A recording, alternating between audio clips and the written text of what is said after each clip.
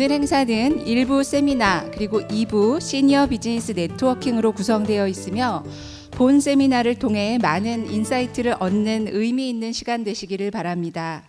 김영선 교수님의 고령친화 산업 에이지텍 2024 분석과 전망, 돌봄 로봇 실증 연구 및 적용 가능성에 대한 내용을 듣도록 하겠습니다. 큰 박수로 부탁드립니다.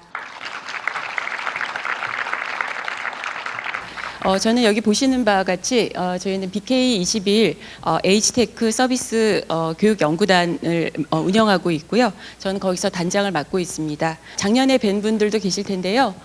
저희가 매년 지금 현장에서 최선을 다해서 제품 만드시고 또 좋은 서비스 제공해 주시는 기관 분들께 도움이 되고자 이렇게 세미나를 운영하고 있습니다.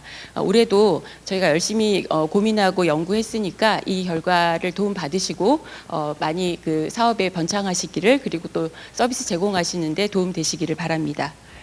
저는 올해 분석과 전망에 대해서 말씀드리고 그 중에 하나로서 돌봄 기술에 대한 경희대학교가 주관한 실증 연구에 대해서 결과에 대해서 또 시사점 말씀드리도록 하겠습니다. 그리고 나서 두 번째에서는 우리 고령친화 식품과 관련된 연구에 대한 그 최근 실증 연구와 전망에 대해서 말씀드리고 그 다음에는 디지털 헬스케어 관련한 기술 사업화 전략에 대해서 설명드리도록 하겠습니다.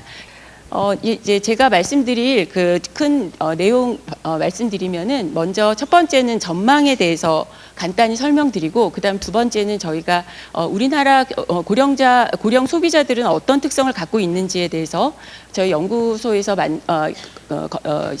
했던 연구 결과 말씀드리고요. 세 번째는 이제 에이지텍의 여러 분야가 있는데 그 중에 돌봄 기술, 돌봄 로봇 그리고 이제 그 기기와 관련된 실증 연구에 대해서 설명드리도록 하겠습니다. 저희가 이제 그 매년 이렇게 세미나를 통해서 설명을 드린다고 말씀을 드렸고요. 그리고 이제 저희가 경희대학교가 운영하고 있는 이러한 교육 연구 생태계에 대해서 잠깐만 소개를 해드리면 보시는 바와 같이 저희는 이제 이 분야에서 가장 연구를 잘하고 교육 잘하는 브레인 코리아라고 하는 것을 이제 국가에서 지정하고 있습니다. 석박사 과정을 운영하고 있는데요. 저희가 이 에이지텍 관련한 연구에 석박사 과정을 운영하고 있고 보시는 바대로 이제 여러 노인학과, 영양학과, 의대, 전자공학과, 주거환경학과 이렇게 같이 융합 연구 진행하고 있습니다. 그리고 두 번째는 이제 연구와 관련해서 그 R&D 개발도 있겠지만 이 분야의 실증 연구가 하나도 없는 상황입니다. 그래서 그 실증 센터를 운영을 하면서 우리 국가 R&D와 또 기업 서비스 실증을 진행을 하고 있습니다. 그리고 이제 이러한 연구를 이제 각 분야별로 빈틈없이 연구를 다양한 분야에서 진행하고 있다는 말씀드리고요. 그리고 이 연구의 결과를 이제 우리 지역사회에 계신 분들께 우리 스태프분들에게 알려드리는 교육 연구 사업도 지역사회와 같이 하고 있고 또 국제 글로벌 협력 차원에서의 실증을 진행합니다. 미국 등의 그 선진 국가와의 실증도 있지만 저희가 돌봄 로봇에 대해서는 태국 마이돌 대학교와 함께 이제 지금 막 우리와 똑같은 초호령 사회를 겪고 있는 나라들에게서 실증을 해 나갈 계획입니다. 그래서 이제 오늘은 저희가 이 에이지텍에 대한 설명을 드릴 때 이제 많이 이해가 된 표현이지만 지금 이제 또 처음 오신 분들을 위해서 잠깐만 말씀드리면 이제 저희는 에이지텍이라고 하는 그 교육 연구단을 운영할 때 이 에이지텍은 현재 노인뿐만 아니라 모든 그 앞으로의 노인이 되는 분들까지 고려하고 있습니다. 그리고 우리가 제품뿐만 아니라 서비스까지도 이 부분을 에이지텍의 범주로 넣고 있습니다. 그리고 이제 그 주요한 분야를 보게 된다면 아래 보시는 바대로 고령자가 스스로 사용할 수 있는 것은 이제 AIP라는 표현으로 자립생활 기술이라는 표현을 쓰게 되어 있고 그다음 이제 종사자분들을 위해서는 돌봄 로봇을 포함한 돌봄 기술 그리고 이제 디지털 리터러시와 관련된 연구들을 크게 분야로 나누고 있습니다. 거기에서 이제 저는 오늘 돌봄 기술에 대한 설명드리고 그 다음에 이제 시니어 역량 그리고 디지털 헬스케어 중심으로 말씀드리도록 하겠습니다. 먼저 올해 전망에 대해서 말씀드리겠습니다. 전망은 이제 이 글로벌 시장에서는 작년에서도 이런 굉장히 그 이머징하지만 또 굉장한 폭발력 증가율을 보이고 있다라고 말씀을 드렸는데요. 고령친화 산업은 역시 같은 맥락을 갖고 있고요. 오른쪽에 보시는 에이스텍 관련한 시장도 무려 연평균 증가율이 23%에 해당하는 굉장히 높은 증가율을 보이고 있습니다. 그래서 이런 면에서는 우리나라의 지금 여기에 모이신 분들의 관심뿐만 아니라 이건 이제 글로벌 이슈의 가능성을 갖고 우리가 보고 있다라는 지점이고, 또 여기에서 이제 수출도 고려하시는 분들은 또 이런 넓은 시장이 열려가고 있다라고 하는 의미를 받으셨으면 좋겠습니다. 이제 외부에서 우리나라를 바라보는 관점은 어떠한지를 살펴본다면, 이것은 이제 우리나라는 여기 오른쪽에 있습니다. 이제 여기 오른쪽에 보시는 바대로 이 그림은 X축은 이제 속도에 대한 부분이고 Y축은 이 전체 규모에 대한 부분인데, 우리나라는 이제 이 점에서 이 가장 빠르면서 상당히 높은 가장 높은 고령화율, 그러면서도 경제 규모, GDP 규모를 갖고 갈 것이다라고 하는 내용을 이제 딜로이트에서 이제 전망한 바 있습니다. 그래서 이러한 것들이 우리가 항상 이제 위기이자 기회다라고 하는 측면에서의 우리나라가 이제 실버 이코노미 측면에서 가능성을 분명히 엄청나게 품고 있다라고 하는 그런 가능성을 우리가 확인할 수 있고요. 이런 면에서 이제 에이스텍과 관련한 이 방향성은 여전히 성장 엔진으로서의 그 확장성을 갖고 있습니다. 그래서 이제 AI나 메타버스나 혹은 이제 디지털 트윈 등에 대한 그 첨단 기술과의 연계성을 갖고 있다라고 이해하시면 되겠고요. 그런 면에서 이제 올해 좀 더 주목해서 봐야 될 부분이 이 마켓 맵과 관련된 부분입니다. 이것은 이제 영국의 에이징 애널리틱스 에이전시가 전망한 부분인데요. 이제 글로벌 정보를 다 넣었을 때 에이스텍에 대한 그 분포를 보게 된다면 이제 아시아가 맨 위에 있고요. 그다음 이제 유럽이나 또 영국은 특별히, 그리고 미국에 대한 부분이 이제 분포를 하고 있습니다. 이 안에 있는 거는 이제 투자사 개념이 되겠고요. 오른쪽은 이제 분야별로 굉장히 다양한 기술이 투자되고 있다라고 하는 걸 볼 수 있습니다. 우리가 지금 얘기한 AI 등에 대한 첨단 기술은 더더군다나 그렇고, 지금까지 많이 해왔던 RF 센서나 그리고 이제 관련된 스마트홈과 관련된 내용, 그리고 텔레헬스와 관련된 내용들이 주요한 내용이 되겠고, 또 로보틱스에 대한 분야도 꾸준히 증가하고 있는 지점을 볼 수 있습니다. 아시아 시장을 보겠습니다. 아시아는 이제 아시아 시장 분야에서 우리나라가 왼쪽에 위치하고 있는데 비중은 상당히 작습니다. 지금 이제 우리가 시장에서 오히려 더 노력하고 있고 국가 R&D에 대한 투자도 있긴 하지만 그 비중은 아직은 작은 상태이지만, 우리가 갖고 있는 이러한 그 여러 잠재 가능성을 갖고 앞으로 나아가야 될 분야로 생각합니다. 또 그 참고해 본다면 중국 등에 대한 시장이 굉장히 확장되고 있다라는 측면을 우리가 볼 수 있어서 우리는 분명한 가능성을 갖고 있지만 더 속도를 내야 될 측면이 있다라고 볼 수 있고요. 오른쪽에 이제 그 종류를 보시게 된다면 센서나 텔레헬스, 그리고 이제 텔레메디신, 우리나라에서는 아직 제도적으로 허용되고 있지 않은 원격 의료지만 이 부분에 있어서 많은 분야를 차지하고 있다라는 점을 볼 수 있고, 아직까지는 이제 그 로보틱스 등에 대한 상황은 이제 시도되고 있다라고 시도는 하고 있지만 상용화 단계가 그 상용화에 대해서는 이제 시장에서 제도적으로 그 이제 초기 단계이다라고 이제 볼 수 있겠습니다. 그리고 이제 이 기술의 성숙도를 이제 가트너라고 하는 컨설팅 펌의 자료를 보게 된다면, 하이프 사이클의 개념을 보게 되면, 이것은 이제 이제 굉장히 발전을 하다가 점차 안정적인 곳으로 가는 그런 그래프가 될 텐데요. 지금 우리 에이스텍의 위치는 이제 굉장히 그 시장에서 관심도를 많이 받고 있는 위치에 있다라고 볼 수 있겠고, 이것은 이제 글로벌 마켓을 보고 있기 때문에 아까 말씀드린 대로 우리가 가능성을 확인할 수 있는 지점이 되겠습니다. 그 부분의 하나의 중요한 예로서 CES에서 이제 1월 달에 열리게 된 에이스텍 부스가 되겠는데요. 여기에서 이제 우리 삼성에서 이제 미국 법인이 이제 전시에 나오기도 했었는데, 이런 측면에서 접근성이나 디지털 헬스케어, 스마트홈, 그리고 사회적인 그런 관계를 맺는 측면에서의 에이스텍의 다양한 분야가 전시가 되었다. 그리고 세미나가 이루어졌다라는 측면이 우리가 또 의미 있게 볼 수 있겠고요. 이게 시장뿐만 아니라 공공의 영역에서도 OECD에서 이러한 장기 요양에 있어서 각 나라들이 이 테크를 연결하는, 그러니까 돌봄 인력 부족 문제에 대응하기 위해서 테크와 연결하고 있다라고 하는 점이 이제 주요한 내용이 되겠습니다. 이런 측면에서 이제 마켓맵이 이제 굉장히 활성화되고 있다, 마켓맵을 만들어가는 거가 활성화되어 있다라고 볼 수 있는데, 그 범위는 이제 우리가 단순히 알고 있는 케어나 헬스케어뿐만 아니라 전체적으로 이제 우리가 노인의 라이프 스타일에 연결된 그런 분야까지 테크가 연결되고 있다라는 지점을 볼 수 있겠고요. 여기에 오른쪽 보시는 바와 같이 이제 VC나 혹은 여러 이제 공공에서의 그런 이제 투자가 적극적으로 이루어지고 있다라는 걸 볼 수 있겠습니다. 각 나라별로도 굉장히 열심히 노력하고 있습니다. 미국의 NIA, 우리로 이제 그 고령 연구소 국가 R&D 차원에서 이런 이제 그 스타트업에 대한 투자를 적극적으로 진행하고 있고, 오른쪽에 미국 은퇴자협회에서는 이제 우리 이따가 끝나서 하게 될 네트워킹과 같이 그 교류를 열심히 적극적으로 하고 있습니다.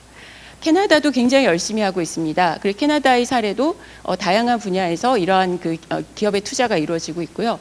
영국은 R&D의 종주국인 만큼 이런 에이지텍에 대한 부분을 바이오와 헬스케어와 연결해서 다양한 분야로 세분해서 진행을 하고 있습니다.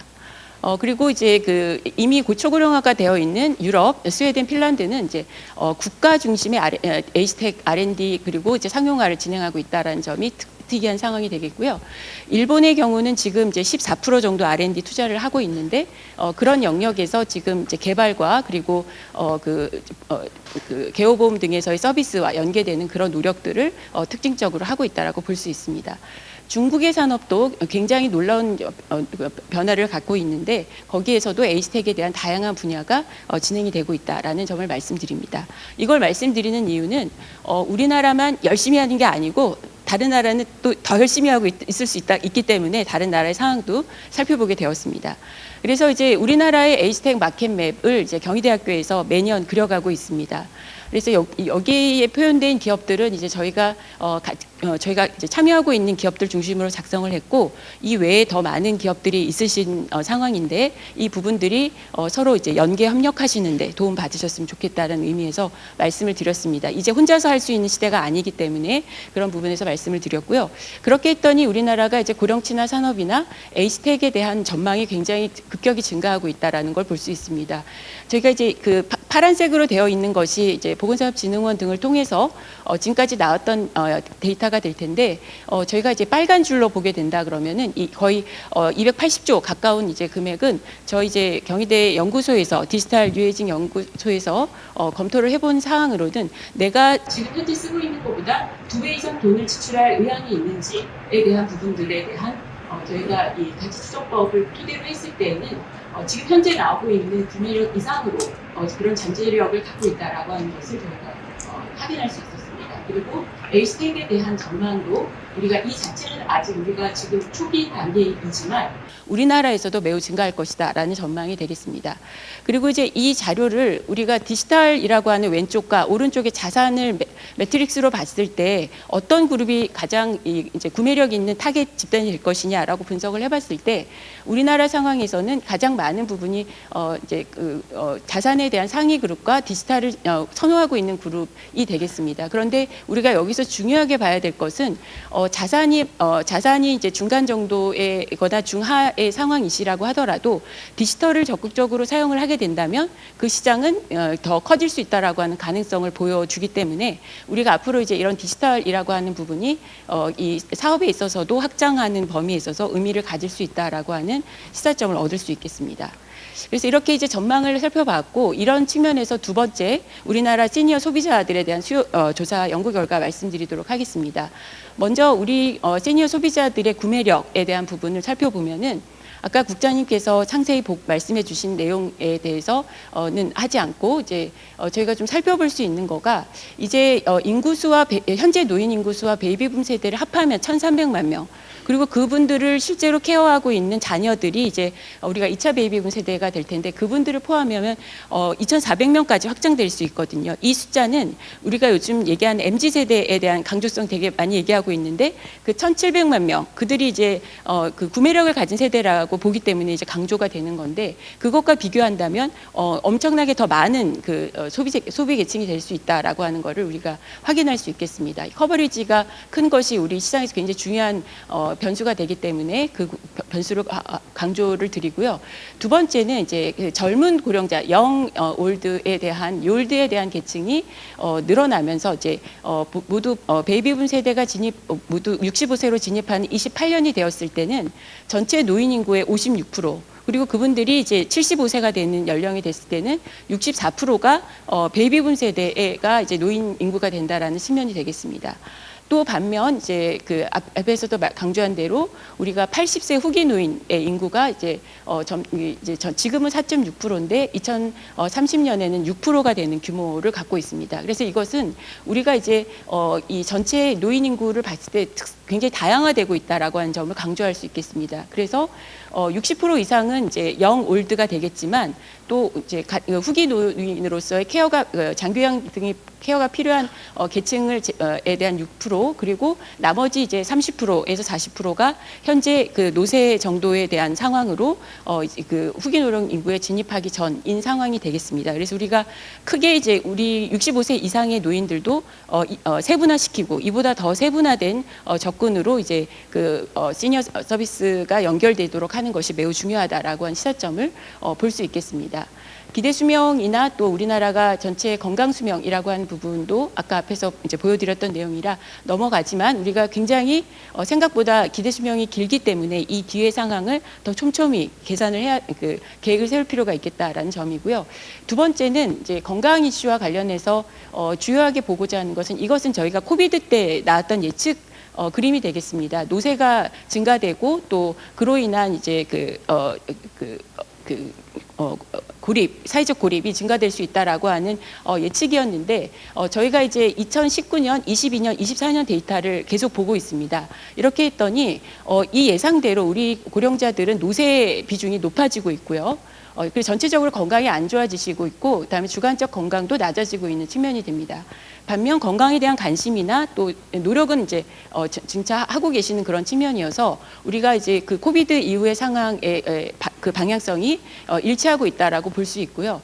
또 연관질 수 있는 그 우울이나 또 우울 정도가 높아지시고 또 반면 또 사회적 지지가 떨어지시는 그런 측면들을 보이고 있다는 점에서 현재 우리나라 노인분들은 지금 건강 상태가 코비드 전보다는 낮아지는 상황이기 때문에 이에 대한 대응이 필요하고 또 거기에서 새로운 우리의 비즈니스 모델, 서비스 모델이 만들어지는 게 중요하겠다라는 말씀드립니다. 그리고 이제 그 고령자분들의 소비 지출과 관련해서 봤을 때는 작년과 같은 트렌드를 갖고 있습니다. 제일 급격히 나오는 부분이 이제 식품, 그다음에 통신비, 그리고 이제 교육비나 주거비가 증가하고 있고요. 의료비의 상황은 이제 변화가 있긴 하지만 그래 전체적으로 의료비 지출이 증가하고 있다는 모습을 볼 수 있습니다. 이 자료는 이제 통계청 자료가 될 텐데 이걸 보여드리는 이유는 우리가 이제 보통은 60세 이상 노인분들은 소비에 대한 부분이 줄어든다라고 예측하고 있지만 사실 굉장히 특이한 방향으로 우리나라의 60세 이상의 노인분들의 소비 지출은 꾸준히 증가하고 있다라고 하는 거를 이제 볼 수 있는 거죠. 그리고 이제 거기에 뒷받침되는 부분이 자산이 되겠습니다. 자산은 통계청 자료 등을 봤을 때 60세 이상의 자산이 지금 이제 그 50대와 더불어서 가장 많은 부분을 갖고 있고요. 그리고 이제 이 비중에 있어서도 이제 60대, 70대의 비중이 일정 부분을 차지하고 있다라는 측면을 본다면 우리는 이제 구매력을 가진 세대로서 확인할 수 있다라는 점을 볼 수 있습니다. 이런 부분에서 우리가 이제 여러 가지 분야의 이제 비즈니스 분야를 보게 될 텐데 이런 이제 그 헬스케어와 케어뿐만 아니라 보험에 대한 부분 그리고 또 레저 등에 대한 즐거움에 대한 영역 그리고 노인 주거 꼭 우리가 시설뿐만 아니라 실버타운 등의 이제 중산층 이상이 갈 수 있는 분야에 대한 소비에 대해서도 우리가 다양화될 수 있는 가능성을 볼 수 있습니다. 그리고 이제 특별히 저희가 이제 제품과 관련해서 좀 더 조사를 해봤더니 우리나라의 노인분들은 이제 아무래도 앱 중심의 이제 소통하는 부분 그리고 식품 그다음에 이제 AI 기반의 기기 그리고 이동 건강 관련한 거에 대해서 순서대로 이제 소비를 하고 계시다라고 하는 부분을 볼 수 있고요. 그다음에 22년과 올해를 비교해 봤더니 올해 이제 더 건강 관리 관련된 기술을 더 많이 쓰고자 한다라고 하는 수요가 이제 나타나고 있었습니다. 그리고 이제 아래 보시는 바대로 이런 이제 그 외에 기술 기반의 서비스들도 이제 활용하려고 하는 부분들이 나타나고 있는 걸 볼 수 있습니다. 그리고 이제 이거는 꼭 H택은 아니지만 저희가 가전과 관련돼서도 봤는데요. 세탁기나 청소기, 건조기 이런 부분에 있어서도 이제 파란색이 20대, 계시고, 그다음에 빨간색이 70대, 회색이 80대 이상이 되시는데 이 굉장히 안 쓰실 것 같았는데 생각보다 굉장히 소비를 하고 계세요. 그리고 이제 이 부분이 60대는 눈에 띄게 증가하지만 또 80대 이상의 분들도 본인이 혼자서 생활하실 수 있는 측면에서는 소비를 하고 있다라고 하는 지점에서 우리가 이제 노인에게 타겟팅된 기술뿐만 아니라 일반 기기에 대한 부분에 있어서도 노인의 관심은 크다라고 볼 수 있겠습니다. 그다음 두 번째 구매력은 디지털 관련한 내용입니다. 우린 이거를 디지털 리터러시라고도 표현을 이제 하게 됐는데요. 저희가 이제 이건 이제 패널 데이터로 2018년부터 매년 2년 동안 연구 조사를 진행을 해왔습니다. 약 노인 500명을 대상으로 이제 하고 있는데요. 이렇게 했더니 노인분들은 고령자분들은 일단 우리가 이 디지털 세계에서 살 수밖에 없다라고 인식을 하시면서 전체적으로 이 디지털 헬스케어와 관련된 분야에 있어서의 증가율이나 또 인터넷 금융 등에 대한 디지털 금융에 대한 이용은 눈에 띄게 증가하고 있습니다. 그리고 또 이 기술에 대한 태도나 또 내가 잘 쓸 수 있다 이런 부분들도 특히 코비드 상황보다도 증가가 되어 있고 매년 증가하고 있는 추세로 나오고 있습니다. 반면 이제 기술에 대한 스트레스도 증가하고 있는 부분을 갖고 있기 때문에 이런 잘 긍정적인 부분과 부정적 부분을 우리가 확인해 볼 필요가 있겠다고 할 수 있겠고요. 특히 이제 기술 활용, 우리가 디지털 리터러시와 관련된 분야는 이 코비드 전과 비교했을 때 굉장히 좋아진 측면을 볼 수 있습니다. 아마 우리 현장에서 노인복지관이나 또 치매안심센터 등에 대한 지역사회에서 또 통신사들이 노력하신 그런 노력들이 아무래도 반영된 측면이 있다고 생각이 됩니다. 그런데 이제 그럼에도 불구하고 기술을 사용하지 않는 이유를 연령대별로 본다면 60대, 70대 분들은 일단은 아직 필요성이 잘 못 느낀다라고 생각하시는데 80대 이상은 이제 사용이 어렵다라고 하는 측면을 더 높게 나타나고 계시기 때문에 우리가 연령별로 그 부분에 있어서 그 접근을 달리할 수 있겠고요. 그 다음에 이제 노인분들이 기술을 누구한테 허용할 수 있냐라고 이제 어디까지 기술을 허용할 수 있냐라고 봤을 때는 주 보호자에게 정보에 대한 부분이나 수면 또는 이제 기본적인 개인 건강 정보 등은 허용할 수 있다라고 이제 응답을 하셨고요. 그다음에 누가 많이 도와주느냐라고 했을 때는 이제 믿을 수 있는 사람, 가족. 근데 또 완전히 반대로 이제 그 서비스 센터의 직원에 대한 부분이 이제 도움을 받고 그 다음에 내가 혼자 해결한다 이런 개념이 되겠습니다. 그래서 이렇게 우리가 봤을 때 내가 이 디지털 관련한 디지털 리터러시에 대해서 프라이버시 문제와 연결이 된다면 내가 믿을 수 있는 사람에 대한 부분이 굉장히 중요할 수 있다. 그리고 두 번째는 우리가 기기나 앱을 판매를 하게 될 때 거기에서 직접 서비스를 제공을 같이 해주시는 게 효과가 있겠다라고 하는 지점이 우리가 시사점으로 가질 수 있겠습니다. 그리고 이제 이런 측면에서 저희가 이용 의향에 대한 부분을 각 분야별로 이제 보게 되었는데요. 이건 이제 내용이 굉장히 많은 내용이지만 저희가 좀 간단하게 주요 내용만 정리를 해드리면 소비자들이 어떤 부분이 이제 유형을 가질 수 있을까에 대한 고민이었습니다. 우리가 모든 노인들을 다 이 에이스텍과 관련된 기기나 서비스를 제공할 수는 없기 때문에 그렇다고 한다면 지금 우리가 먼저 타겟팅할 계층은 누가 될 것이냐로 이제 보게 되었습니다. 그래서 유형을 구분했더니 이제 적극적으로 기술을 수용하는 그룹이 빨간색 그룹이었고 그다음에 중간 그룹이 이제 기술 불안 그리고 이제 아래가 잠재적 기술 수용이었는데요. 적극적으로 기술을 수용하는 다겠다는 그룹은 61%나 되었고 내가 기술에 대한 불안을 느끼지만 그래도 사용하겠다라고 하는 계층도 약 30%가 되었습니다. 그래서 이제 우리는 이런 디지털 헬스케어에 대한 부분에 있어서 적극적으로 기술을 수용하겠다고 하는 그런 저희가 이제 인덱스를 만들었는데 거기에서 이제 높은 계층을 저희 이 기술 수용 그룹으로 보고 이 마케팅 전략으로 활용하시는 것도 의미가 있으시겠다고 생각이 되고요. 그 다음에 두 번째 복지용구는 상대적으로 적극적 기술 수용이나 기술 불안 수용형이 90%를 넘어서셨어요. 그래서 오히려 이제 기술 불안, 내가 이거 쓰다가 잘못되면 어떻게 하지 하는 그런 불안만 해소가 된다면 그 부분에 대한 수용은 상당히 높아진 걸로 이제 볼 수 있겠습니다.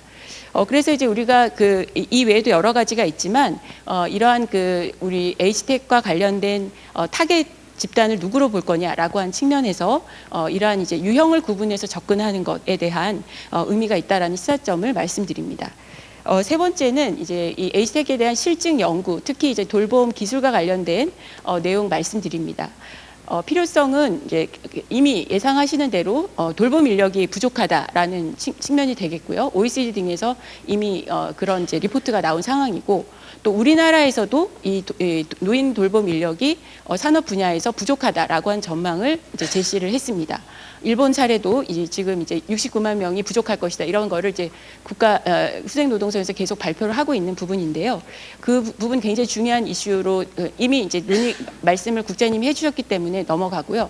그다음 두 번째는 이제 현재 상황에서 본다면은 이 현재 우리 요양보호사분들이 50대, 60대, 70대가 88%나 되고 계시거든요. 그런 면에서 지금 근골격계 질환, 어깨, 허리 아프신 거죠. 그래서 내가 이 일을 하고 싶어도 일을 더 이상 하지 못하는 그런 상황이 되는 문제를 어떻게 해소할 거냐. 그리고 이 문제는 정신적인 스트레스와 연결돼서 이직과 연결되는 지점이 굉장히 높게 나타나고 있기 때문에 이 문제를 중요하게 이제 바라보고 있습니다.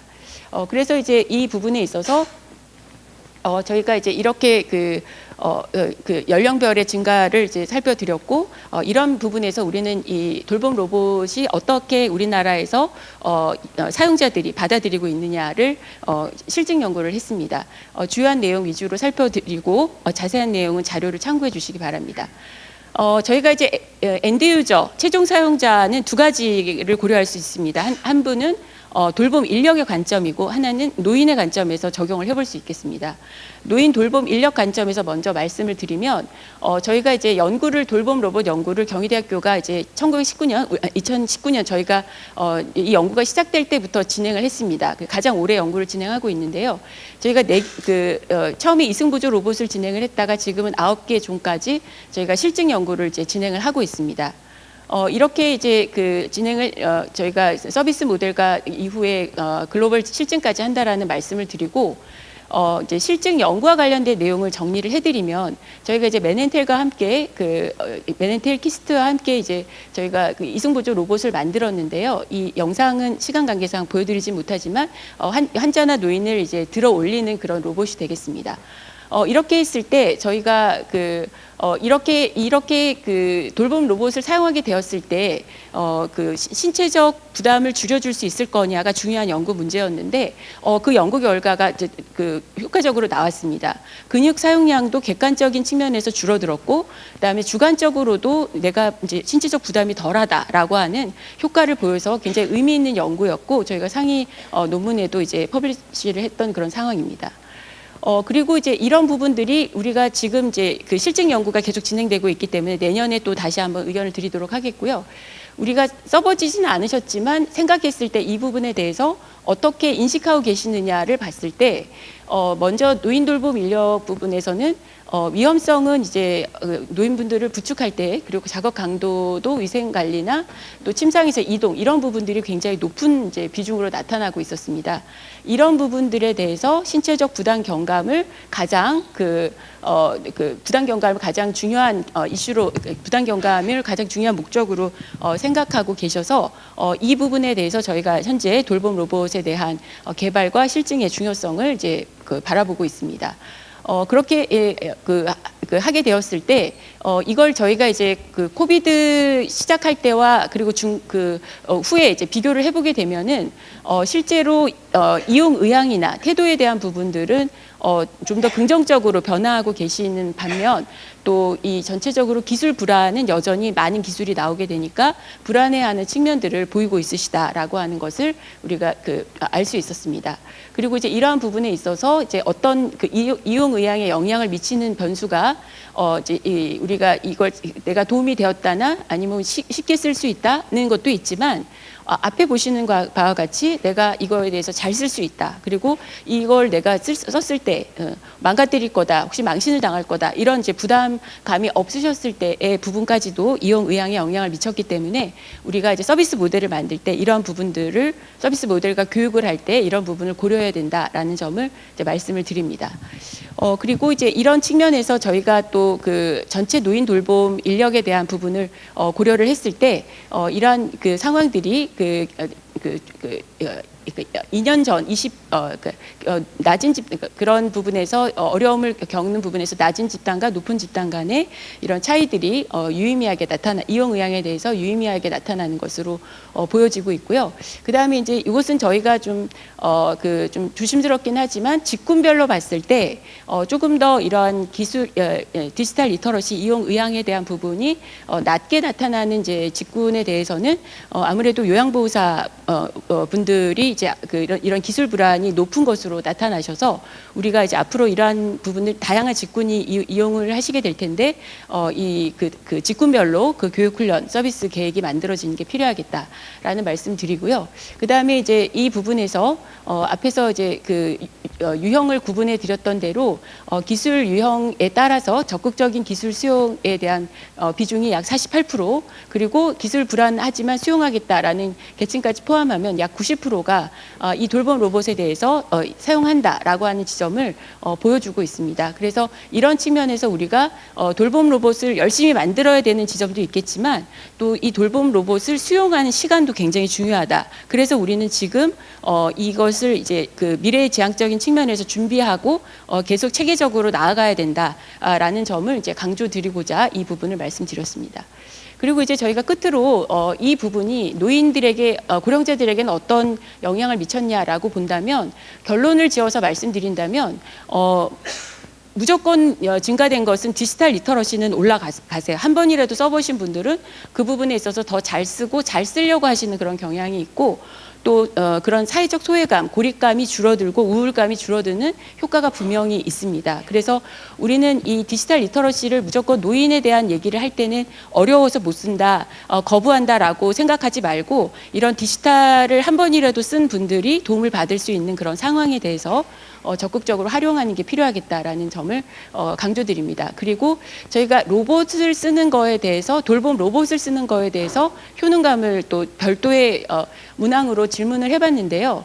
그렇게 했을 때 돌봄 100점 만점에 돌봄 종사자분들은 68점 그리고 고령 소비자들은 63.8점 등의 비교적 높은 점수로 이 돌봄 로봇에 대한 자기 효능감도 보여주고 있으시다라는 것을 확인할 수 있었습니다.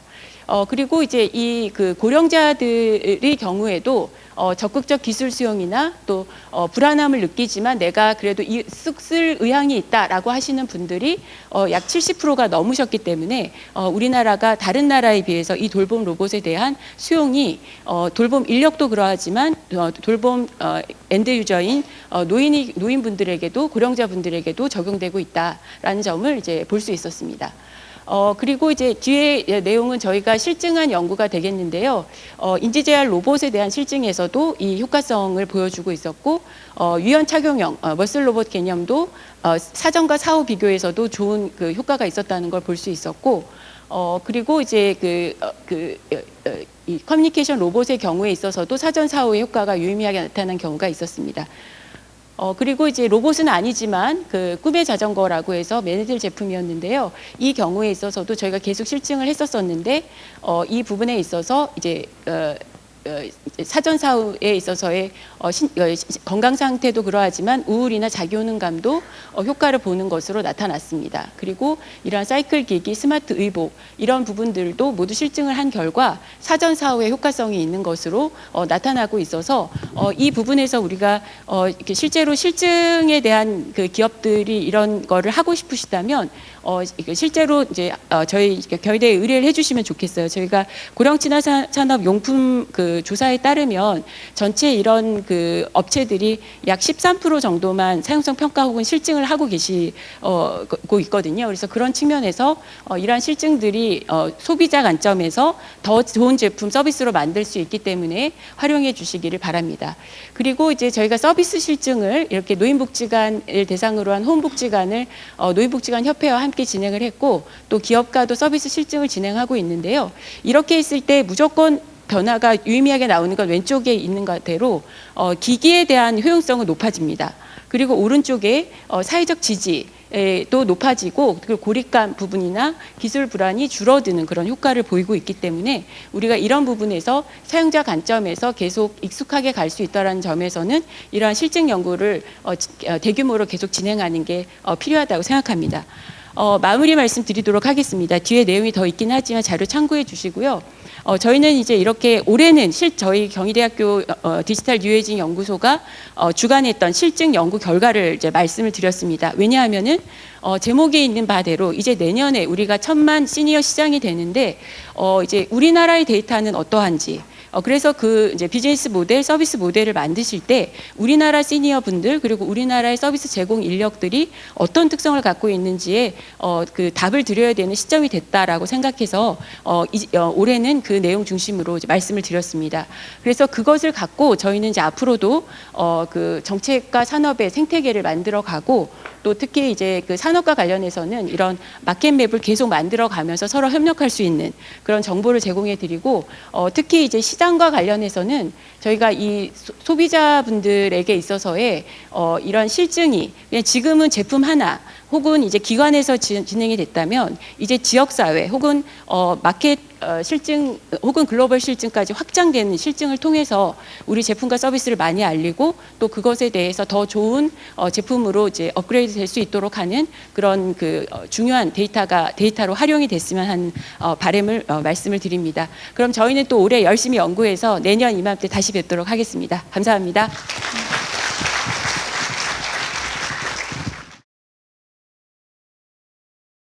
예, 저는 이제 에이지텍의 약간 이제 조금 그 한 가지로서 어떤 푸드텍에 대해서 좀 설명을 할 건데요. 푸드텍이 나오게 된 배경에 좀 식품 산업 그 진흥 계획에 좀 들어있기 때문에 그 소개를 좀 해드리고, 그다음에 푸드텍을 좀 소개해드리고, 그 푸드텍 안에 이제 여러 가지 기술 중에 이제 고령 친화 식품을 만들 수 있는 또 기술들을 이제 개발을 해서 제품들이 나와 있어서 그런 제품에 대해서 소개해드리고. 저희 대학원에서의 실증 연구 소개해 드리도록 하겠습니다. 네, 이건 조금 시간이 지나서 그렇게 보이는데 2019년도에 관계 부처가 이제 여러 기관들이 모여서 식품 산업 활력 제고 대책을 발표한 적이 있습니다. 예, 이때 떠올랐던 단어가 5대 유망식품입니다. 네, 5대 유망식품으로 표현을 했던 5가지가 이게 좀 크게 보시면 이렇게 있는데요. 첫 번째가 맞춤형 식품, 그다음에 두 번째가 기능성 식품, 그다음에 간편 친환경 수출 식품. 그러니까 2019년에 생각했을 때 이런 것들이 앞으로 유망할 것이다라고 생각을 했고, 그 중에 이제 첫 번째가 메디푸드, 그러니까 환자용 식품, 그다음에 고령 친화 식품, 그리고 대체 식품, 앞으로 이제 신식품이라고 좀 표현을 할 건데요. 이제 이런 것들이 맞춤형 특수식품이라는 이제 관심을 갖게 되었습니다. 2020년도에는 그린바이오 산업 5대 분야 중심이라고 해서 이제 핵심 기술 선정을 하는데, 저기도 이제 5대 산업의 마이크로바이옴, 메디푸드, 종자산업, 동물의약품, 기타 생명소재 이렇게 이제 5 영역이 생기면서 두 번째 영역인 메디푸드, 고령 친화 식품, 대체 식품이 또 다시 한번 관심을 가지게 됩니다. 그래서 메디푸드와 고령 친화 식품용 질환 맞춤형 신소재를 발굴하고 식이 설계 및 연구 기능성 성분을 추출하고, 그다음에 그 많은 자료가 빅데이터로 이제 활용이 될 수 있도록 이런 이제 빅데이터 구축 개방하고, 그다음에 식품 유형도 다양하게 만드는 이제 그런 사업을 진행하기로 이제 그린 바이오 산업을 통해서 제기가 됐고요. 방금 보여드렸던 그 5가지 항목에서 이제 실제로 소재나 시험 평가 방법, 제형 이거에 대한 이제 안내고요. 여기 응용 산물의 식품의 맨 아래쪽에 보시면 다시 메디푸드와 고령 친화 식품이 소개가 됩니다. 그 다음에 이제 우리나라는 식품산업진흥 기본 계획을 이렇게 5년마다 발표를 하는데요. 제4차 식품산업진흥 기본 계획을 보시면 2023년부터 27년에 해당되는 부분입니다. 근데 거기에서 키워드는 K푸드입니다. 그래서 이제 K푸드를 테크, 푸드테크 이런 식으로 나중에도 표현을 하는데, 그래서 글로벌 산업으로 가져가는 K푸드에 대한 관심을 2023년부터 27년까지 하기로 이제 발표를 하십니다. 근데 그랬을 때 그럼 실제로 식품 산업이 계속 크고 있는지 한번 보시면 여기 2021년도로 계속적으로 이렇게 증가하는 것을 보실 수가 있고요. 저희 식품 쪽에서는 코로나가 굉장히 이게 뭔가를 점프하게 한 그 계기가 됐습니다. 온라인 주문 같은 걸 안 해 먹던 분들이 온라인 주문을 굉장히 많이 하게 됐고, 그다음에 음식을 매식 사 먹지 않으 어르신들은 잘 안 사 먹었는데 어르신들도 사 먹게 되는 이제 굉장한 계기가 됐다는 점에서 저희가 이제 코로나가 사실 식품 산업은 조금 활력을 받은 것 같습니다. 그리고 이제 국내에서도 이제 농식품 수출액 증가 추세와 그다음에 푸드테크, 그린바이오, 신산업 영향으로 이제 농식품 산업의 성장이 많이 기대되는 상황으로 이제 전망을 하고 있고요. 그 중에 또 특히 조금 전에 많이 들으셨던 1인 가구의 증가, 고령화의 영향이 궁극적으로는 메디푸드나 간편식으로서 또 계속적으로 이제 활력을 받고 있게 됩니다. 이제 그러다가 이제 푸드테크라는 이제 용어가 나오기 시작을 하는데요. 이 푸드테크는 밑에 박스를 보시면 식품과 기술의 합성어예요. 그러니까 푸드와 테크놀로지인데 사실은 이게 뭐 생전 처음 있는 얘기는 아니었어요. 미국에서 식품학과에 계신 분들 중에 푸드 사이언스 앤 테크놀로지라는 디파트먼트에서 공부하신 분들도 계시고, 그래서 완전히 새로운 거는 아니지만 이게 이제 각광을 받게 된 게 식품의 생산, 유통, 소비 전반에 이제 IT와 BT와 AI라는 첨단 기술이 이제 합쳐지면서 에이지텍처럼 저희도 푸드텍이라는 이제 용어가 조금 더 관심을 가지게 되었고, 게다가 그 범위가 강의로서는 ICT 기반의 전반적인 농업 생산, 그 다음에 전후방 산업, 그걸 모두 포함하는 에그 푸드텍 이런 용어까지 이제 생기면서 관심을 가지게 됩니다. 자, 그런 거에 하나의 이제 반증 보여드리는 게 이게 이제 푸드텍은 새로운 기술을 이용해서 한번 테스트해보는 상황이기 때문에 사실 대기업에서 뛰어들기가 굉장히 부담스러울 겁니다. 그래서 작은 회사들이 중소기업이나 이런 스타트업들이 많이들 이제 시작을 하는데요. 그런 거를 좀 활성화하게 시키기 위해서 실제로 회사를 다니시는 분들을 전문 인력을 양성하기 위해서 계약학과라는 거를 추진을 하게 됩니다. 농림부에서. 그래서 푸드테크 계약학과라고 있는데 지금 저기 한양대와 고려대학교는 21년에 기능성 식품학과로 시작을 했고요.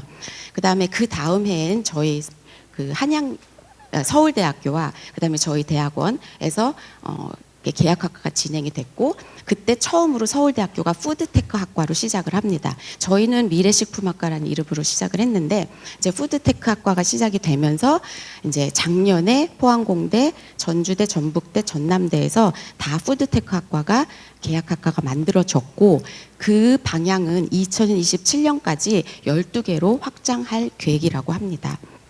그래서 이렇게 이제 전문 인력을 양성하는 것도 굉장히 중요한 파트이기 때문에 이제 이게 한 꼭지로 있습니다. 그래서 이제 신산업에 있어서 푸드테크 혁신 클러스터를 좀 육성을 하고, 그게 기존의 이제 식품 산업보다 조금 더 경쟁력 있는 그런 글로벌한 식품 시장을 겨냥할 수 있지 않을까 하는 그런 차원에서 이제 기대가 좀 됩니다.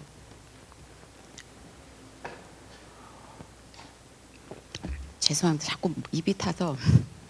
네, 해외 진출도 이제 2027년까지 K 푸드테크 글로벌 센터를 이제 설치를 하면서 해외 진출을 굉장히 촉진을 하고 있는 이제 추세고요. 그 다음에 국내에서도 27년까지 유니콘 기업 30개를 선정을 하면서 육성을 위해서 다양한 재원을 확보해 놓은 상황이고요. 그다음에 이제 R&D 부분도 굉장히 진행이 돼야 되잖아요. 그래서 지금 이제 여기 아래쪽에 보시면 범부처 R&D인 K푸드 이니셔티브를 지금 추진을 하고 있고, 거기 이제 기획위원으로 저도 들어가 있는데 이제 푸드테크의 범위와 앞으로 어떠한 이제 R&D들이 나올 건지를 이제 많이 고민하고 있습니다. 자, 그러면 이제 푸드테크로 조금 들어가 보면 그럼 어디부터 어디까지를 일단 푸드테크로 볼 것이냐. 신식품을 개발하고 제조, 유통, 외식 그리고 처리를 모두 포함하는 영역을 지금 푸드테크 안에서 포함을 하고 있고요. 이 그림을 좀 보시면 조금 더 이해가 가실 건데, 맨 왼쪽에 신식품 개발, 그다음에 제조, 유통, 외식, 식품 처리 안에 들어가는 영역을 우리가 10대 영역이라고 표현을 하는데, 먼저 세포 배양 식품과 식물 기반의 식품을 제조하고 간편식 식품 커스터마이징, 그다음에 여러분 3D 프린팅 많이 들어보셨을 텐데 식품 프린팅, 그다음에 식품의 스마트 제조, 그다음에 유통, 그다음에 외식의 푸드테크 이쪽 굉장히 핫합니다. 그다음에 이제 식품 업사이클링과 친환경, 이건 이제 지속 가능한 지구를 위하여 이제 다양한 또 제품들과 연구들이 되고 있고, 이제 저희는 어쨌든 푸드테크 안에서 케어푸드 영역에서 고령 친화나 메디푸드에 조금 더 관심을 가지고 있다고 보시면 될 것 같습니다. 그 케어푸드에는 지금 키워드가 커스터마이징이에요. 그러니까 환자에게 맞췄든지, 뭐 고령자에게 맞췄든지, 뭐 어린이에게 맞췄든지 그 맞춤이라는 단어가 굉장히 중요하기 때문에 키워드는 식품 커스터마이징이라고 보시면 되겠습니다. 자, 그러면 이제 조금만 세부 항목으로 들어가 보면 신식품인데 이제 이게 좀 낯설지기도 하실 건데요. 배양육 많이 들어보셨는지 모르겠습니다.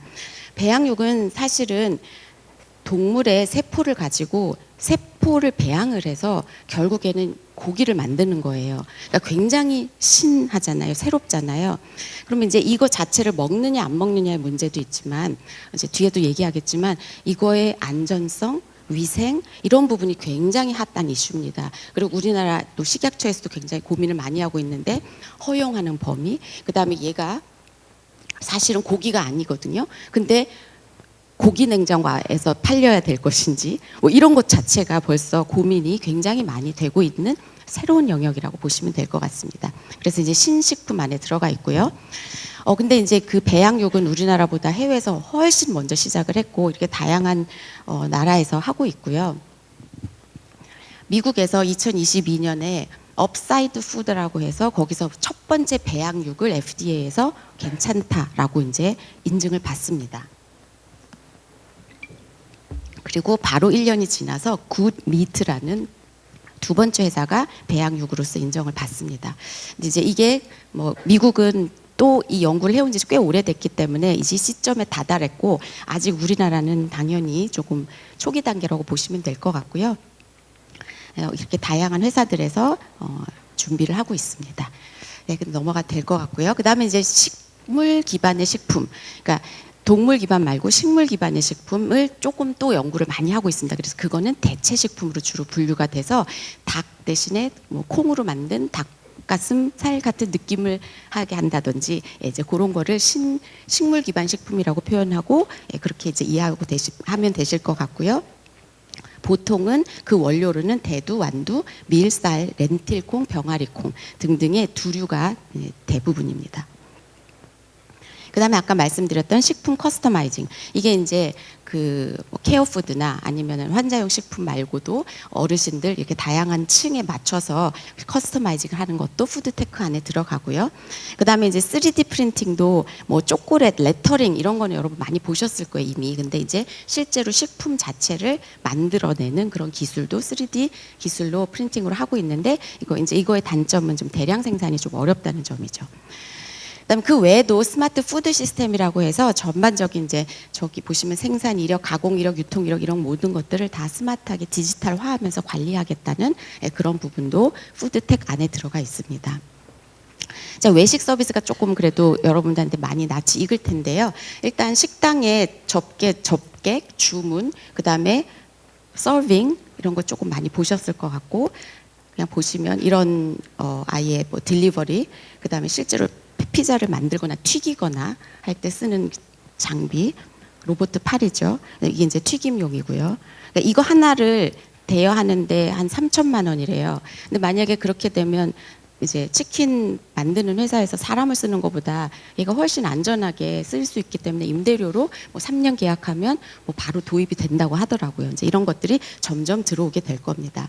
심지어는 배달도 가능하고요.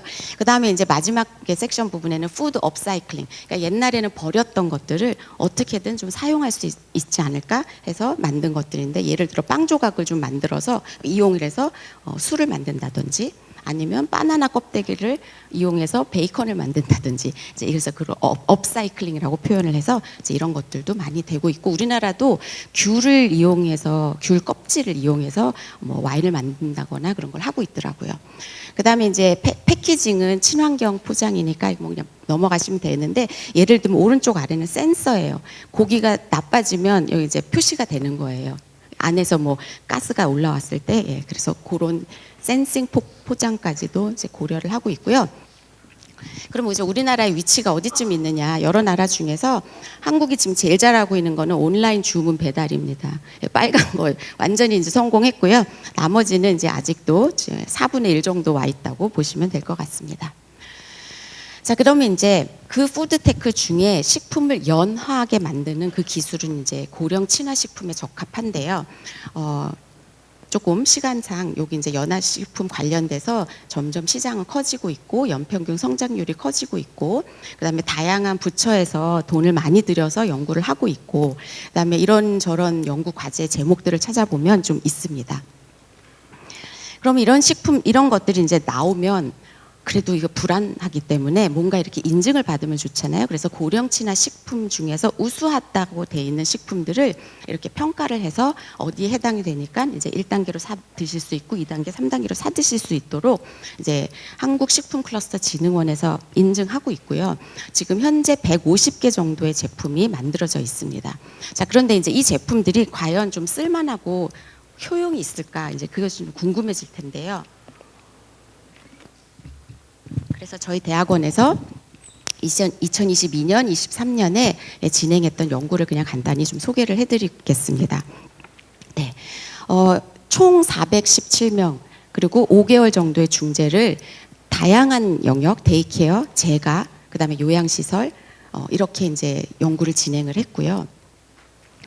임상 관련된 지표, 영양 관련된 지표, 그다음에 이제 교육 자료 이렇게 제공을 해드렸고요.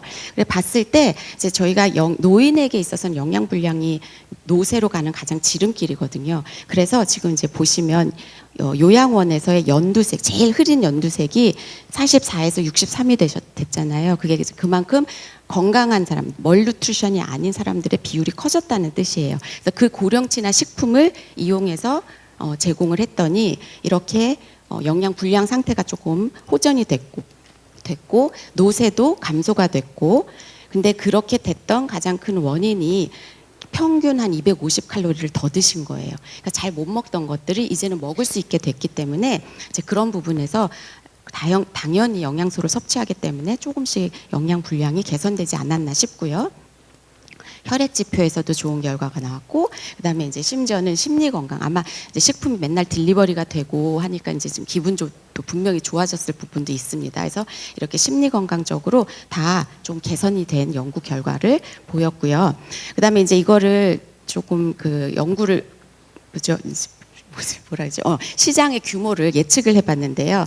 봤더니 이 실증 사업을 통해서 약 한 1,000억 넘게 농식품의 시장이 좀 확대될 거라고 예측이 됐고요. 그다음에 이제 여기 맨 오른쪽에 보시면 이 부가가치적으로는 어쨌든 고용 유발 효과도 한 6,000명 이상이 나오게 돼서 굉장히 긍정적인 사업으로 고령친화 식품을 섭취하게 하는 것이 의미 있는 것으로 결과가 나왔고요. 그다음에 작년에 저희가 이제 식약처의 수주를 받아서 진행했던 연구는 영양 취약 어르신들에게 제품이나 영양 교육이나 이제 뭐 다양한 좀 다른 그 중재를 했을 때 어떤 변화를 볼 수 있었을까라는 연구를 진행을 했었습니다. 그래서 한국 임상영양학회와 그다음에 데이터 수집하는 기관들하고 했는데요. 어떤 데이터를 수집했냐면 뇌파를 이게 헬멧만 써가지고 할 수 있는 뇌파 조사를 했고요. 그다음에 음식을 얼마나 드셨어요를 일일이 묻기가 어렵기 때문에 식판을 그냥 찍으면 영양소 분석이 되는 누비랩의 어떤 장비를 이용을 했고 그래서 이렇게 보시면 식판을 이렇게 밑에서 딱 찍으면 얘가 3차원으로 이렇게 분석을 해서 영양소 분석을 해주는 그 장비를 이용해서 어르신들의 식습관을 조사를 했습니다. 이제 그래서 먼저 4주를 먼저 돌려봤어요. 돌려봤더니 이렇게 3개의 군으로 나뉜 거예요. 그래서 잘 먹고 있는 군, 조금 부족한 군, 좀 많이 부족한 군 이렇게 나뉘어졌을 때 저희가 고령 친화 식품과 아니면 영양 음료와 그다음에 뭐 견과류 같은 이런 다양한 제품을 제공을 하게 됩니다. 이거는 너무 긍정적인 건데 하여튼 뇌파의 변화도 좀 있었고요. 그다음에 기본적으로 혈액 지표의 변화도 있었고요. 그 다음에 이제 M&A라고 해서 영양 불량, 그러니까 영양 상태가 나쁜 것이 개선이 됐단 그런 이제 실증 결과가 있어서 저희가 아마도 고령친화 식품을 조금 더 활성화하게 쓰일 수 있는 하나의 좋은 실증 연구 결과가 아닌가 싶습니다. 네. 네, 마지막입니다. 저희 이제 기본적인 제언으로 먼저 푸드테크와 이제 뒤에 그 고령친화 식품에 대해서 얘기를 하자면 아직 우리나라는 스타트업 규모가 너무 작아서 조금 지원이 많이 필요할 거라고 생각이 되고요. 그다음에 대기업, 중소기업 간에 좀 상생 모델이 좀 만들어지면 좋겠다. 근데 이제 맨 마지막 부분이 이게 신산업 어쨌든 새로운 거다 보니까 규제, 기존에 가지고 있던 규제랑 상충이 되는 부분이 많고 생각지도 못한 거에 대한 준비. 예를 들어 배달차가 아이랑 교통사고가 나면 이제 누구의 책임이 될 것이냐 뭐 이런 것들이 이제 계속 이슈가 되고 있고요. 그다음에 고령친화 식품은 좋은 건 알겠는데 대부분 모르세요. 그러니까 이게 홍보가 너무 안 됐다라는 게 이제 저희한테는 가장 큰 거라 인지도 개선을 위해서 정부와 우리가 열심히 좀 홍보를 해야 되겠다는 부분과 지금 현재로는 고령친화 식품이 인이에요. 뭐가 있느냐, 칼슘이 있느냐, 단백질이 있느냐 이걸 가지고 평가를 하는데 평가를 많이 하다 보니까 뭐가 있어야 되냐면 뭐가 없느냐도 봐야 되는 거예요. 당은 좀 없어야 되겠고 나트륨 좀 없어야 되는데 그런 거에 대한 기준이 아예 없습니다. 그래서 이제 그런 것들이 앞으로 좀 향후 들어가면 훨씬 건강한 고령 친화 식품이 만들어지지 않을까 싶습니다. 네, 제가 준비한 건 여기까지입니다. 감사합니다.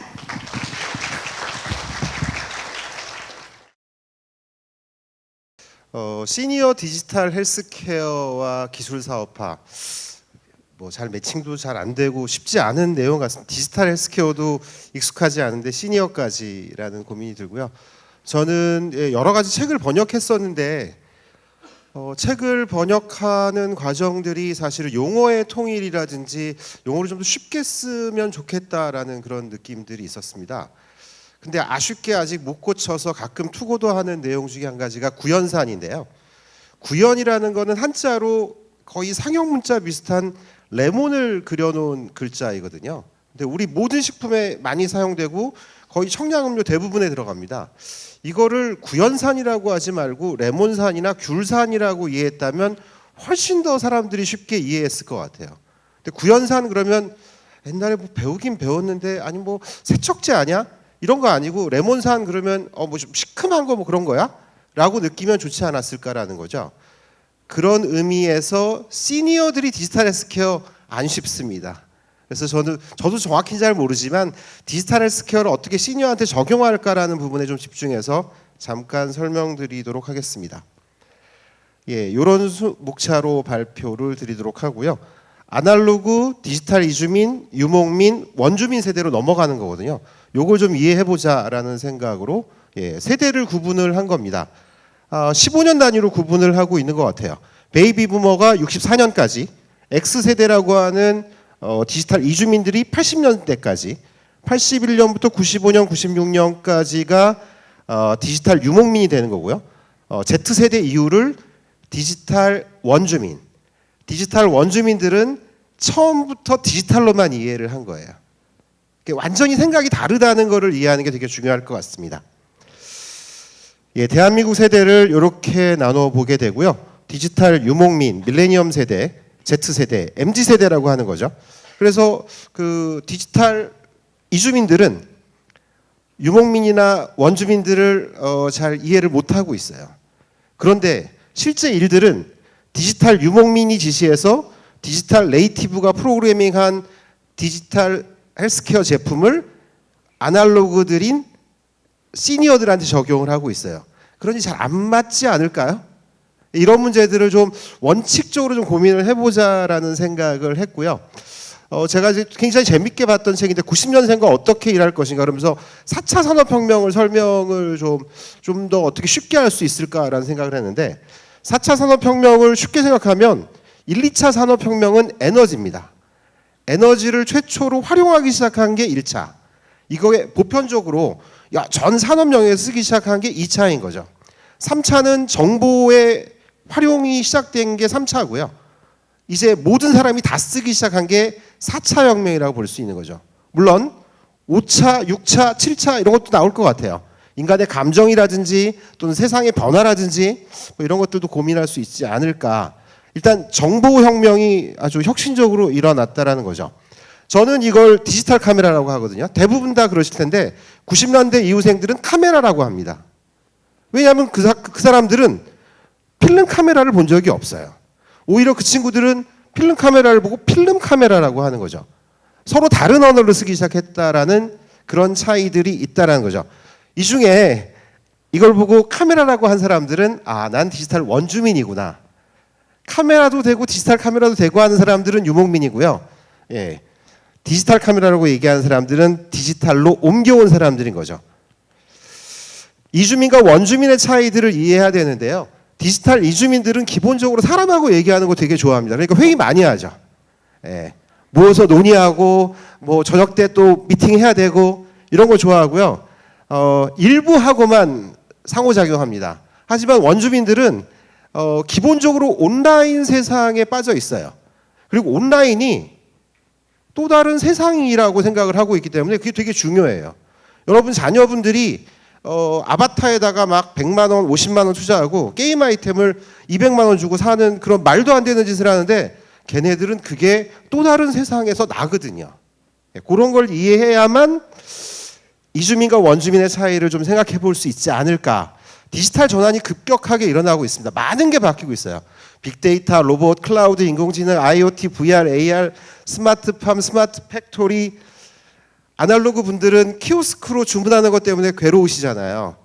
예, 키오스크 있는 식당들은 가지도 못하는 그런 노인분들, 아날로그 세대가 있는데 그런 분들한테 이거보다 더 복잡한 디지털 헬스케어 제품을 설명드리고 이해시키고 많이 활용하세요라고 지금 하고 있는 거죠. 그러니까 그분들이 얼마나 힘들어할까를 좀 생각하고 더 그분들 친화적으로 바꿔주는 게 필요하지 않을까라는 거죠. 처음에 구연산 쓰지 말고 레몬산 쓰면 쉽지 않을까 대부분 느낌으로 공감하셨을 수 있을 것 같아요.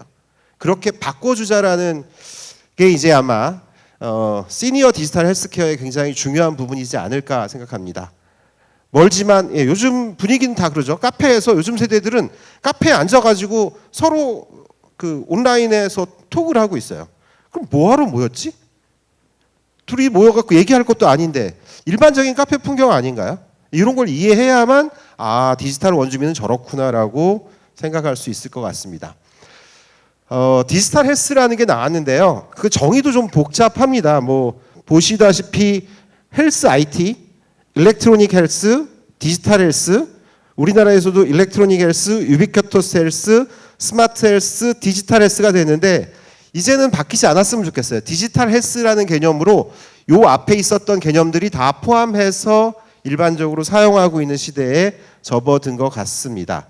기본적으로 텔레헬스케어, 모바일로 할 수 있는 여러 가지 헬스 시스템, 그 다음에 EMR이라든지 영상 보조 장치인 헬스 어널리틱스, 그리고 디지털 헬스 시스템을 다 묶어서 이제는 디지털 헬스케어라고 얘기하고 있는 것 같습니다. 최윤섭 박사 자료였는데요. 디지털 의료가 발전하면서 4가지 P, 즉 예방하고 예측, 프리딕티브하고 그 다음에 맞춤하고 그 다음에 예방하고 참여하는 파티시페이션하는 의료를 구현하겠다. 병원들도 전자의무 기록들이 계속 나타나고 있어요. 우리 병원도 지금 경희의료원에는 전자의무 기록이 다 돼 있었는데 강동 경희대병원하고 통합하느라고 굉장히 애를 쓰고 있고요. 현재 우리나라 EMR들은 병원별로 되어 있어요. 그래서 다 통합하는 게 아직 굉장히 어려움이 많아가지고 이 모든 게 다 통합될 수 있는 시스템에 대한 고민들이 진행되고 있다. 변화는 엄청나게 오죠. 자율주행 자동차는 이미 만들어져 있기 때문에 10년 뒤에는 운전면허가 필요 없는 시대가 분명히 올 것 같고요. 3D 프린터로 치과 영역에서는 실제 뭐 치과 재료들을 만들어내고 있고요. 드론이 물류 배송하고 있고 뭐 엄청난 변화들이 많잖아요. 대학도 망할 것 같아요. 그 무크 같은 게 나와가지고 굳이 대학에서 강의를 들어야 될까라는 생각이 들고요. 제가 실제 수업에서 유튜브 동영상들 굉장히 많이 쓰고 있거든요. 그럼 동영상 사이트만 알려주면 알아서 공부하고 교수는 평가만 하면 되지 않을까 이런 생각도 좀 해보게 되고요. 예, 포피라는 Predictive, Personalized, Preventive, Participatory Medicine이 기본적으로 가고 있고 디지털 헬스는 가장 핫한 영역은 맞는 것 같아요. 전 세계 가장 탑 기업들이 헬스케어 기업들을 계속 인수합병하면서 머지하고 더 키워가고 있고요. 거기에 전격적으로 투자를 하고 있고요. CS 2023, 2024 뭐 이렇게 되면서 점점점 중요해지는 분야는 맞는 것 같아요. 그리고 이걸 정말 가장 확실하게 활용할 수 있는 분야는 시니어 디지털 헬스케어 분야 맞는 것 같아요. 그런데 어려움은 많은 것 같아요. 왜냐하면 기본적으로 시니어 분들은 디지털을 싫어하시거든요. 예. 그런 고민들을 좀 생각해 봐야 되겠다. 애플이 여러 가지 이제 디지털 헬스케어들이 나오고 있죠. 애플 워치 나왔고 여러분들도 뭐 스마트워치 쓰셔가지고 삼성 갤럭시 워치 가지고 매번 건강 기록들을 하고 계시잖아요. 그것들이 지금 어마어마한 빅데이터로 모여가고 있어요. 여러분이 일상생활 동안에 했던 것들을 라이프 로그라는 형태로 모든 자료가 지금 모아지고 있고 그 자료를 어떻게 해석해서 여러분한테 피드백을 해줄까에 대한 고민들이 기업들이 가장 많이 하고 있는 고민이 아닐까라는 생각이 들고요. 구글의 스마트 컨택트 렌즈라든지 또는 아예 임상시험 자체를 스마트 이런 디지털 헬스를 이용해서 진행하는 것들도 기본적으로 많이 있다. IBM이 그 왓슨 헬스 그 암 치료에 활용했었던 것도 유명한 내용이죠. 디지털 기술 시대가 되면 데이터가 왕이 되는 시대가 된다고 합니다. 과거에 재무 분야의 시대에서 캐시가 왕이었는데 데이터를 가장 많이 가지고 있고 그 데이터로 가장 정확한 해석을 할 수 있는 사람들이 디지털 헬스케어를 주도할 수밖에 없을 것이다. 의료 데이터는 0.4테라, 유전체 다 해봤자 뭐 한 6테라. 그런데 평상시에 우리가 살고 있는 라이프 로그를 전부 다 모은 게 1100테라. 이건 좀 상당히 한 양이잖아요. 요 중에 필요한 것들을 모아서 어떻게 그것들을 디지털 헬스케어에서 활용할 것인가에 대한 고민들이 계속되고 있다. 인류 역사상 우리는 인간을 디지털할 수 있는 시대에 살고 있다라는 얘기를 합니다. 스마트폰이 굉장히 강력하죠. 뭐 다른 내용들 많지만 요즘은 스마트폰을 절대 안 잊어버리세요. 왜냐하면 1분 내에 스마트폰을 찾고 있는 자기를 발견하기 때문에 잊어버릴 수가 없어요. 손에서 떨어지지 않아요. 예. 이미 스마트폰은 내 몸이 되어져 있는 시대가 아닌가. 게다가 한국은 어마어마한 활용들을 하는 나라이고요. 그런 면에서 한국은 굉장히 좋은 시장이 될 수도 있다라는 생각이 들어요. 외국인들이 한국에 굉장히 많이 오는데 오면 가장 좋아하는 게 와이파이가 잘 된다는 거예요. 반면에 한국 분들은 외국 가면 너무 힘든 게 인터넷을 열면 못 견디겠어요. 야, 안 넘어가니까. 한국서는 바로바로 넘어가잖아요. 제가 전철 많이 타고 다니는데 젊은 친구들 그 웹툰 보는 거 보면 저 친구들은 만화를 보는 거야? 뭐 어떻게 하는 거야? 막 넘기거든요. 그러다가 딱 찍어서 한 장 보고 또 막 넘기고 이런 게 가능한 나라가 한국이거든요.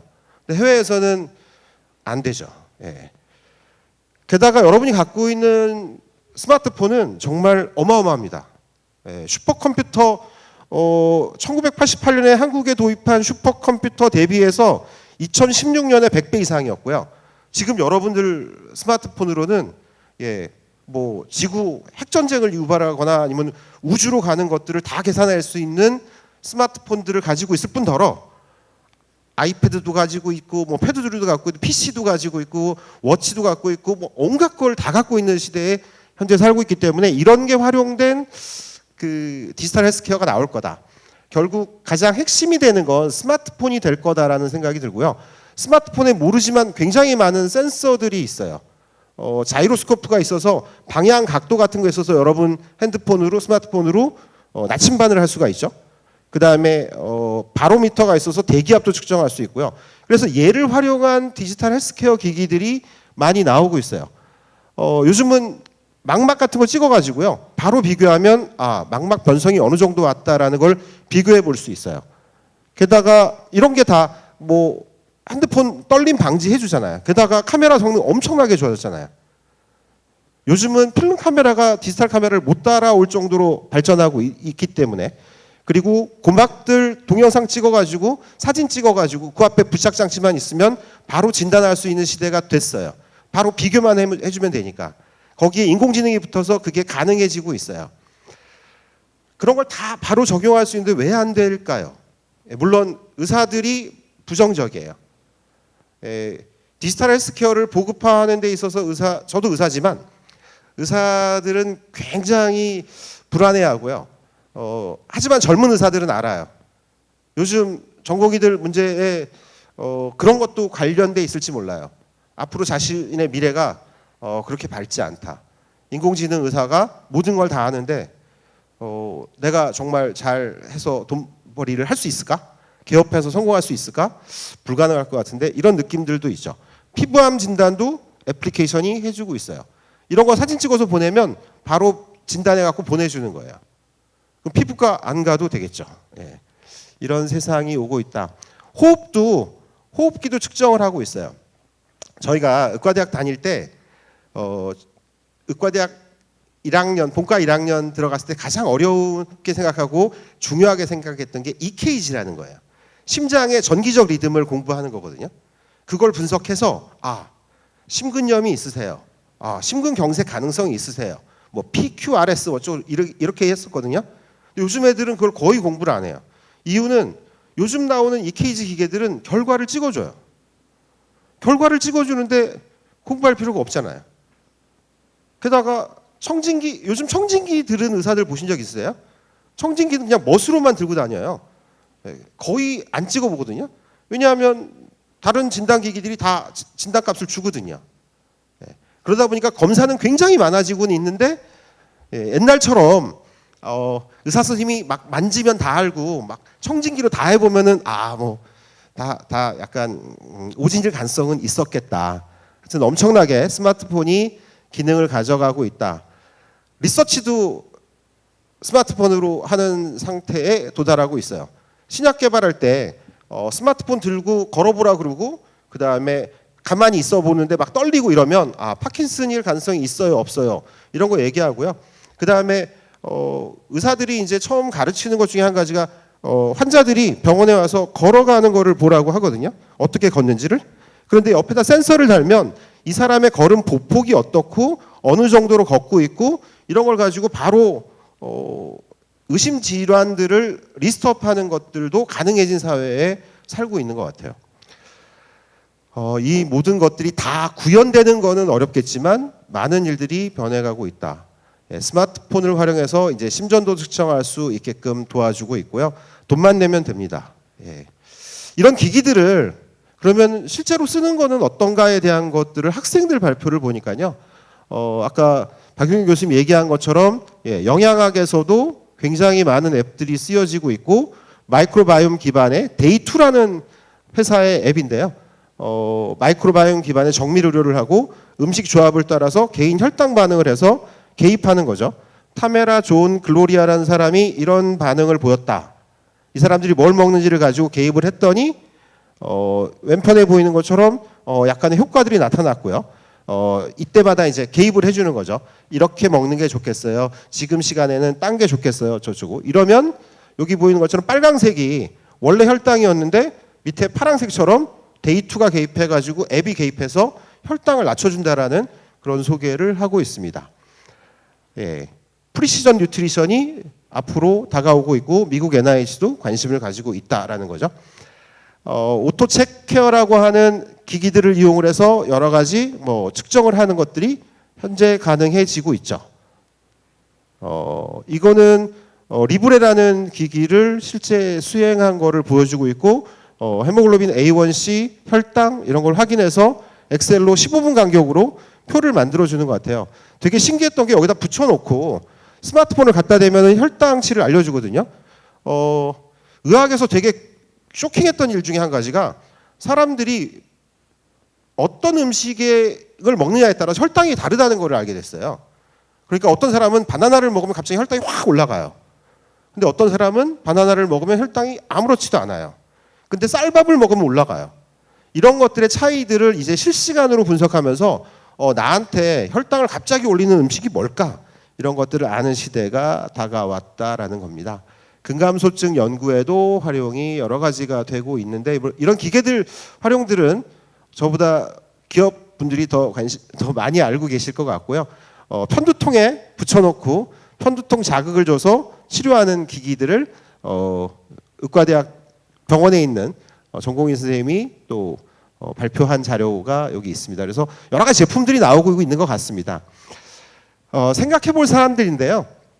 디지털 이주민들, 그러니까 60대 이상의 수요를 유목민들, 30, 40대가 회사를 운영하는데 원주민들, 30대 이하가 일해가지고 만들어낸 디지털 헬스케어가 과연 정말 적합할까라는 고민들을 원천적으로 해야지만 좋은 디지털 헬스케어를 할 수 있지 않을까요? 그리고 디지털 이주민들, 아날로그에 익숙한 시니어들의 수요를 피드백하는 과정들을 좀 더 지속적으로 해야지만 좋은 제품이 나오지 않을까라는 생각을 해봤고요. 그 세대를 가르는 서로 이해하는 노력이 필요하지 않을까라는 내용들이 있습니다. 현재 디지털 치료제가 승인을 받았잖아요. 그리고 환자 치료에 쓰여지고 있어요. 디지털 치료제는 한번 만들어지면 그냥 다 쓰기만 하면 되는 거거든요. 의사 선생님은 처방만 내면 되고요. 한 달 있다가 결과 확인만 해주면 되기 때문에 개발만 잘하면 굉장히 확대될 것 같아요. 그러면 이런 것들이 점점 더 증가할 텐데 디지털에 익숙하지 않은 김영선 교수님 말했던 걸 디지털 리터러시가 안 되시는 분들은 이런 것들에서 소외되고 이런 치료가 일상화돼 버리게 된다면 치료도 어려워지는 게 아닐까라는 고민이 듭니다. 다음으로는 저희가 이제 경희의료원이 경희대학교와 같이 고려대 키스트와 같이 홍릉 지구에 있는데요. 홍릉 디지털 헬스케어라고 하는 강소 특구를 하고 있습니다. 네, 시간이 다 됐다고 얘기하고 있어서 한 3분만 소개하고 말겠습니다. 네. 그래서 서울에서 이런 글로벌 혁신 클러스터로 디지털 헬스케어를 지원해주는 시스템들을 많이 갖고 있기 때문에 관심 가지고 진행하면 되겠습니다. 그리고 최근에 제가 이제 과제를 딴 게 바이오 헬스 임상 현장 연계 기술 사업화 플랫폼. 그러니까 디지털 헬스케어 제품을 만들든 또는 여러 가지 제품을 만들었을 때 신약이든 의료기기든 여러 가지 제품을 만들었을 때 이걸 환자들한테 적용하고 의사들이 활용해 보는 것들을 도와주는 사업이라고 보시면 되겠습니다. 그래서 경희대학교는 강소특구를 또 다르게 하고 있는 의료기기 강소특구를 하고 있는 인제대학교와 협업을 해가지고 인제대도 여러 가지 병원이 있죠. 뭐 해운대백병원, 부산백병원, 상계백병원, 그다음에 일산백병원인데 거기들과 같이 협업해가지고 유망 기술을 찾고 기술 사업화를 도와주는 일들을 하고 있습니다. 기업 여러분들께서는 필요로 하는 기술들이 있을 때 저희한테 연락을 주시면 교수님들을 매칭시켜 줄 수 있고요. 그 교수님들 기존에 특허들이 있었는데 연계된 것들이 있다면 기업과 매칭을 할 수 있게 해드리고 또는 기업에서 원하는 만들어진 제품을 임상에 적용해보는 일들이 있을 때 사용 적합성 평가라든지 임상 시험이라든지 이런 거를 미리미리 디자인하는 것들을 지원해 드릴 수가 있다. 예, 저희가 뭐 이렇게 열심히 잘하겠다고 해가지고 김해 강소특구, 의료기기 강소특구입니다. 거기도 여러 가지 기업들이 있고요. 홍릉 강소특구에도 사실 홍릉 강소특구의 디지털 헬스케어 기업이 엄청나게 성장했는데 깜짝 놀란 게 한 5, 6년 전에 한 3, 40개 기업이 있었는데 지금은 400개가 넘어가는 기업으로 발전을 했거든요. 그래서 명실상부한 디지털 헬스케어와 관련된 헤드쿼터 역할을 지금 진행을 하고 있으니까 시니어와 연관된 일들은 또 제가 에이지텍을 하고 있기 때문에 저를 통해서 연계를 가지시면 큰 도움을 해드릴 수 있을 것 같습니다. 여러 가지 뭐 발굴 전략들이 있는데요. 요거는 자료에 있으니까 참고해 보시면 될 것 같습니다. 네, 이것으로 발표 마치도록 하겠습니다. 감사합니다.